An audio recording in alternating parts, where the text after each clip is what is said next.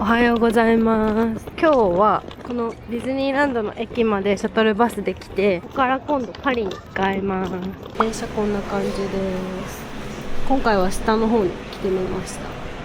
ディズニーランド方面に来るやつは多分混んでるんですけど、ディズニーランドからパリ市内はめっちゃ空いてます。無事ホテルに到着して、あの後電車が混んで、ヨーロッパっていうかフランスはスリが多くて、電車のドアが閉まる瞬間にひったくって逃げられるとか、そういう情報を見てたのでちょっと怖くて、スマホとかはあんまり触れなくて、電車乗って今パン屋さんにまず行こうと思ってます。絶品のパン屋さんは徒歩30分とかだったんで、今ホテルの受付の人に教えてもらったいいパン屋さん行きます。目が慣れてきちゃって、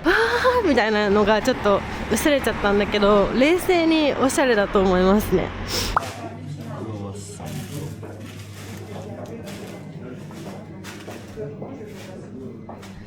買ったのはチョコパン2種と、なんか真っ白い日本であんまり見ないパンを買ってみました。これで1000円、3つで1000円ぐらいだから1個300円ぐらいですかね。いただきます。このパンは日本にもあると思うんですけど、日本のと全然違くてサクサクしてて、このミルフィーユみたいな層がちゃんと全部前歯でサクサクサクサクって感じて、めっちゃ美味しい。これもめっちゃ美味しくて、これは反対にしっとりしてて、いい意味でもっちり、全然サクサクしてなくてめっちゃ美味しいですね。街の観光客じゃない人たちが来るスーパーみたいなのがあったんで入ってみたんですけど、チーズの種類がめっちゃある。ワインもずらって感じ。こんぐらいありますね。なんかドイツとかフランスって外食すると簡単にランチでも1万とかすぐポーンって1人1万とか2万とかすぐ行っちゃうんで、ディナーとかもっとするんですけど、安いものを食べる日とかも作っていいよねってことでラーメン2個ぐらい持ってきたんですけど、今それ食べ終わってで買い足したいなっていう状況なんですけど、スーパーで探してもカップ麺って売ってないですね。だからもっといっぱい持ってこなきゃいけなかった。3回分ぐらい持ってくればよかった。こっちのレトルトがパスタとかっぽくて、マカロニのなんかボロネーゼトマト味とかあるんですけど、もうなんかちょっとパスタ飽きちゃって、韓国ラーメンとか日本のどん兵衛みたいな、なんかそこら辺のやつが食べたいですね。あと米食べたくなってきちゃった。ラーメンではないんですけど、焼きそばあって、しかも2つ買ったら 50% オフで2つ1000円ぐらい。絶対これ食べたいですね。あとこれ美味しかった。トーストが2枚入ってるやつ。あとエビが安い。日本に比べてエビが安いですね。カクテルシュリンプ日本高いと思うんですけど、なんか800円ぐらいで売ってました。感覚バグってきてるのかな。日本ってもっとするよね。ヨーロッパいると金銭感覚ちょっとずれてきちゃいますね。スーパーの一角に全部チーズ屋さん。すごい。味が見ても全然想像できない。ワインとかと一緒にちまちま食べたいですね。おにぎり見つけてやったーって思ったんですけど、600円700円ぐらい。このおにぎりに関しては7ユーロだから1400円しますね。中国っぽい雰囲気のコーナーがあって、そこに求めてたラーメンありました。韓国のお菓子とかコアラのマーチありますね。フランス語で書いたらカップヌードルがフランスバージョンであった。チキンテイストってことか。これなんか日本で見たことないビーフとチキン味とシュリンプ。シュリンプ食べたい。シーフードみたいな感じなのかな。ちょっと一旦なんかその洋食休憩して、しょっぱいなんかその和の味付けのやつが食べたい。じゃーん。めっちゃあるじゃん。プルダクポックンミョンとか、これなんか見たことないですね、日本で。ラーメンとか。韓国のやつなのかな。韓国でこんなのあったわ。ないよね。韓国にもない。でも韓国語のなんかラーメンありますね。なんか間違ってたっぽくて、でこのさっき2個買ったら 50% オフになりますみたいに言っちゃったやつは、多分1個目は普通の値段で2個目が安くなるっぽい。昨日まで泊まってたホテルの環境が良かったので、当たり前にお湯とかレンジとかある体でスーパー見ちゃってたんですけど、ホテルの環境がまだ分かんないんで、とりあえずサラミだけ買って帰ります。部屋行きます。この間、昨日は1階が3階だったけど、今回は1階が2階でした。日本語変かも。びっくりした。日本語変かもだけど、104で、1階にあるフロントから1階分上がって104でした。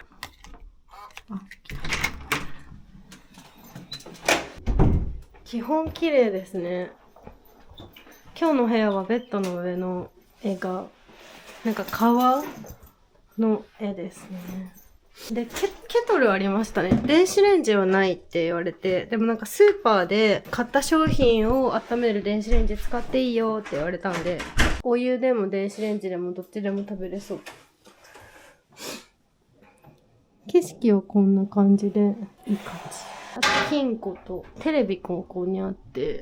よく見せるとコーヒーとか無料で使える。これは何かわかんないなんか液体があります。後で翻訳機で読んでみます。500ミリ。このホテルおおむねいいんですけど、冷蔵庫がなかったんで、牛乳今常温でコーンフレークと一緒にあそこに置いてます。冷蔵庫はもう意識しなくても当然あるものって感じで考えてましたね。この後エッフェル塔と凱旋門に行きます。ちょっと伝わるかわかんないんですけど、この到着の時の一瞬がめっちゃこのエレベーター怖くて、はいって感じでドンって一瞬なりますね。一瞬タワテラみたいな。エッフェル塔だ。フランスの人結構信号無視するっぽくて、周りの人みんなが歩いたからって歩き出すと普通に赤だったりしますね。赤信号で人が渡ってて、そこに車来ちゃっても車側がパーとかなんかそういうクラクション鳴らさないですね。余裕がある感じがしていいなーって思いましたね。パリで飲んだオレンジジュースめっちゃ濃くて美味しかったです。日本みたいなサラッとしたやつも美味しいけど、なんかとっぷりみかんだったんで、オレンジかめっちゃ美味しかったです。このオリーブもお店で食べて、なんかその注文したお皿にオリーブがちょんって乗ってて 2,3 粒食べてめっちゃ美味しかったです。なんか日本でこういう海外スーパーあったらすごいテンション上がると思うんですけど、人間やっぱ適応する生き物っていうのを言うと思うんですけど、その通りでもう慣れちゃいましたね、この見た目が。なんか多分ビュッフェとかでお腹いっぱい食べてもういらないってなって帰った次の日に昨日のビュッフェが今あったらなっていう現象あると思うんですけど、あんな感じで多分今ピザとかパスタとかしばらくいいやってなっちゃってるんですけど、日本帰ったら本場のピザを出してくれってなる気がします。また日本料理があって、なんか名字4文字のお店多いですね。日本人がやってんのかな。さっきは鮭10貫で3000円ぐらいしてて、これもかな。これとか1味噌スープ、1サラダ、8寿司サーモン、8貫のサーモンとお味噌汁とサラダで3000円ぐらい。ドイツと同様フランスの信号もなんか点滅がなくて、青からいきなりパッて赤になるから、現地の人たちどうやって見てるか分かんないけど、私たちはちょっとそろそろっぽいなみたいな感じで様子伺いながら渡る感じで使ってます。先に後で乗るクルーズの乗り場を確認してからエッフェル塔行きます。スカイツリーとも東京タワーともなんか違くて、歴史とやっぱ海外感がすごい。東京のスカイツリーとかも素敵だけど、ヨーロッパですっていう感じの雰囲気をすごい出してる。なんかこの階段を降りた先は湖になってて進めない。セーヌ川クルーズの乗り場ちょっと分かりにくくて、ちょっとよく分かんないんで翻訳機でそこら辺にいる人に聞こうかなって思ってます。スマホがある時代で本当良かったって感じで、昔のなんかお父さんとお母さんとかパリ来たけどすごいな、その親世代以上の人でしかも喋れない人の旅行ってすごいなって思います。私たちは結構翻訳機で全然困んないですね。あとなんか心配してたのがもう一個、スリとかアジア人差別とか TikTok で見たんですけど全然感じなくて、むしろなんかあったらボンジュールとかニコーとか、あとドイツ人は買うときにイケオジの人とか真顔でハローみたいな感じで言ってくれた後になんかチカンってウインクしてくれましたね。今エッフェル塔こんな感じなんですけど、夜のチカチカチカチカチカみたいなやつもめっちゃ楽しみ。なんかどれぐらい深いかわかんないんですけど、こうやってなんか普通にジャンプしたらピョンって川に入れちゃう感じで、柵とかなくって押されたら落ちちゃうね。なんかちょっと悪い人とか通ってドンってやられたらパシャンって落ちて、泳げない人とか普通に川に落ちますね。エッフェル塔が本当に綺麗で、本当にあったかくて風がちょっといい感じに吹いてて気持ちいい。爽やかな風となんかパンとか買ってそこら辺で食べる気持ちめっちゃわかります。今日やってないのかな。買ったのにあれじゃない、時間が早いからかな。チケット売ってるとこに来たけど誰もいない。じゃあもうさ、昼までで終わったとかそういう可能性もあるのかな。セーヌ川クルーズ予約したんですけど、日付だけ今日指定してて時間は指定してなくて、勝手になんか夜乗ろうねみたいな感じで話してて、今下見に来たら人もいないし動いてないっぽくて仕組みが分かんない。こういうのがちょっと旅行らしいよね。ちょっと私も調べるんで切ります。バイバイ。なんか私たちが買ったのが期間限定で5月31まで乗れますみたいなクルーズのチケットを買って、で今そこにいるなんか詳しそうな人に翻訳機で話しかけたら、今日と明日は運休してて金曜日から乗れるよみたいな感じで言われちゃって、でうちらは金曜日の朝6時何分とかに今度イタリアに行くから、チケット買ったのにセーヌ川クルーズできなくいいってことになりました。いくらだったんだっけ。なんか安かったからそんなに経済的には打撃は受けてないみたいなんだけど、悲しい。でもなんか今日の日本で考えたプランが14時チェックインで15時までホテルで休憩して、15時にエッフェル塔、17時に凱旋門で19時にセーヌ川クルーズっていうスケジュールで考えてたんだけど、実際は今エッフェル塔に17時にいて、このままクルーズに乗れたら凱旋門行けないねみたいな感じだったから、凱旋門には行けるようになって、ちょっとそれは良かったかも。エッフェル塔をもうちょっとよく見てから凱旋門行きたい。まあこれうまくいかないのも旅行ってことで切り替えて次行きます。いっぱいいろんな人が写真撮ってるとこに来ました。さっきと反対側に来てみたんですけど、反対側こんな感じで、反対側も反対側で素敵ですね。近づいちゃうとあっち側見る景色そんなに変わらない。人はめっちゃいて、入る人はここから入るみたいな感じです。すごいのがピクニックシート誰も持てない。そうだね、濡れてないのかな。ちょっと入ってみます。なんか結局エッフェル塔近すぎかなって思って、ちょっと離れた方が綺麗かなって思って違う道探してます。でさっきのセーヌ川クルーズの会社に連絡したら、なんかそのもともと中止だったんじゃなくって、今日は水位が高いから中止になっちゃって、明日も買った時はそれが分からなくて、なんかそういう当日そういう水位とか様子でダメになったりするみたいです。なんかさ、あそこの芝生には誰も座ってないのはなんでなんだろうね。ああ、そういうこと。なんか入れる芝生と入れない芝生があって、この子たちはその入れない芝生に向かってボールを蹴り飛ばすっていう、なんかハイリスクな遊びをやってますね。どこで見ようかな。こんにちは。今5時半なんですけど、旅行とはうまくいかないもので、18時に1回目のキラキラがあると思って、この辺でプラプラして18時のキラキラ見たら凱旋門の方行ってもう戻ってこなくていいよねみたいな話をしてたんですけど、今日は19時が1回目らしくて、19時なんかキラキラがそもそも1時間に1回、なんかその19時とかそのぴったりの時間から5分間だけキラキラするらしくて、23時までやってるらしくて、チャンスが19時からだから19時、20時、21、22、23の5回なんだけど、とりあえずその6時までここに行ってもキラキラしないってことで、今から凱旋門行きます。で25分間電車乗るか30分歩くかって感じで、景色も良くて疲労もそんなに溜まってる感じしないので、私たちは30分歩いて凱旋門行って、でその後また後でこの辺に戻ってきて後で見ようかなって思います。これは多分ゴシップガールのセリーナのママじゃない？多分そう。感動して思わず動画撮っちゃいました。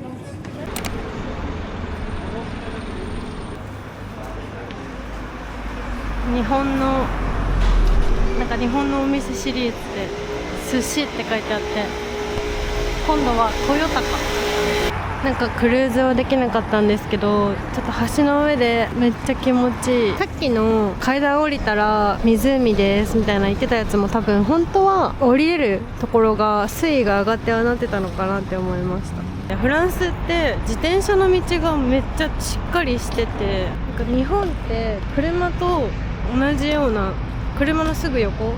が自転車の道になってて、お互い自転車も車もお互い嫌な思いしてること多いと思うんですけど、ヨーロッパって歩行者と車と自転車の道が本当にはっきり分かれてて、ここが自転車の道なんですけど、自転車で奥が車じゃん。でこっち歩道で、自転車の走行めっちゃ気持ちよさそう。シャンゼリゼ通り着いた。道が綺麗だから30分歩くとか全然余裕でしたね。おしゃれアップル。アップルの時点でおしゃれのイメージあるけど、シャンゼリゼ通りのアップルすごいなんか高級感がすごい。着いたー。パリに来たら見に来るべき一つ、凱旋門。なんでなのか知ってる？なんとなく知ってるぐらいしか知らないので、ジェミニーに聞いてみます。質問内容は、凱旋門ってなんで有名なの？って聞いてみました。答えは、ナポレオンの勝利を祝う世界最大級の記念碑であり、フランスの歴史と誇りが凝縮された場所だから有名だそうです。パリの12本の道路が交わる中心地にある。そんなにあるんだ。なんかそんなに12本も道があるようにはここからは見えないですね。でもそうらしくて、上から見たら多分そうなんだと思う。あ、本当だ。なんかネットで検索したらこんな感じで丸い感じになってて、確かに12本ぐらいありそうでしたね。凱旋門を楽しむための3つの視点、大きな4つの彫刻が 見どころです。真下は無名戦士の墓。第一次世界大戦で亡くなった身元不明の兵士が眠っています。屋上、12本の通りが作る星を見る。さっき画像で見えた12本の道は屋上に登ったら見えるんだって。凱旋門の真下に行きたいけど、どうやって行けばいいか分かんなくてプラプラした結果、階段があってここから行けるっぽくて階段入ってみました。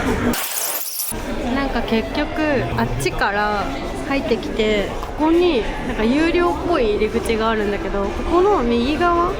を普通に登ったら凱旋門の真下がこんな感じです。